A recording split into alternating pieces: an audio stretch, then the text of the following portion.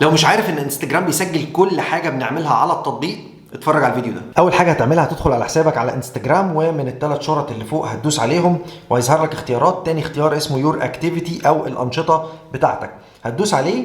وتالت اختيار هيظهر لك من فوق اسمه انتر اكشنز او التفاعلات بتاعتك على انستجرام.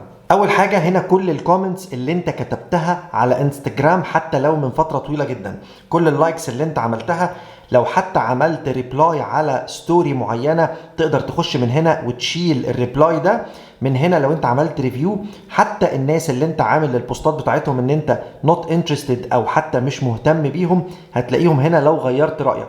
فلو عايز ترجع في كلامك، في كومنت، في لايك، في اي حاجه، هتلاقيهم موجودين في المكان ده متخزنين. انستجرام مخزن كل حاجه بنعملها على الاكونت. وخلي بالك كويس في المره الجايه في اي حاجه بتعملها على التطبيق كله متسجل. وما تنساش تعمل سيف للفيديو، شير مع اصحابك، فولو عشان تشوف الحاجات الجديده.